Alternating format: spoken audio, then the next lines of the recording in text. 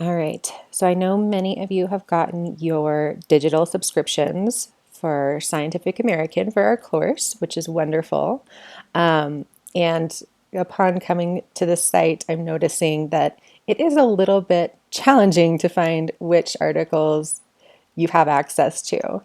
A lot of these ones on the front page are the free ones, and they're coming out, within the last few hours.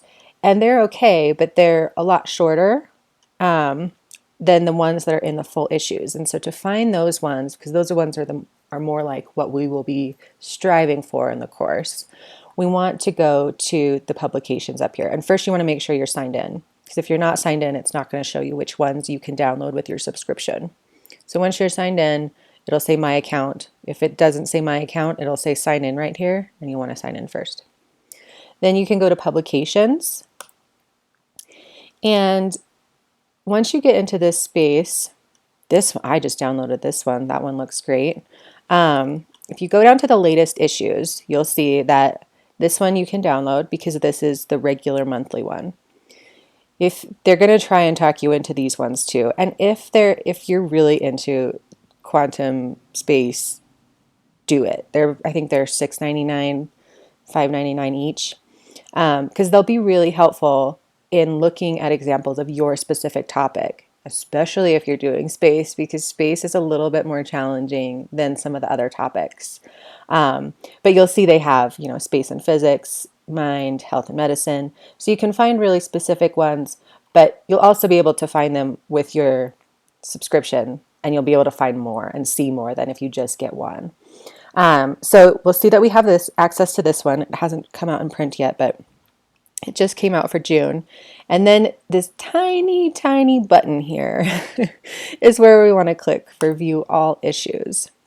So once we do that, it'll pull up the last 5 years, and we'll be able to go through each month and see, okay, I can download this one on Alzheimer's was the regular monthly, and then there's other ones that they put out, for the mind, space, and physics that we don't have access to unless you pay the $100 for the $100 subscription, which I don't. I just like to get the variety, read all different kinds, and then if there is one that looks really good, then I would pay extra for it. So you'll just scroll down until you see, and then there's 440 pages of issues that you can look through, that some you'll have access to, some you won't. So if you find things this way, download the full issue and you'll be able to open it up. I just got the coronavirus issue and read through so that you'll see that there's all kinds of different articles in here.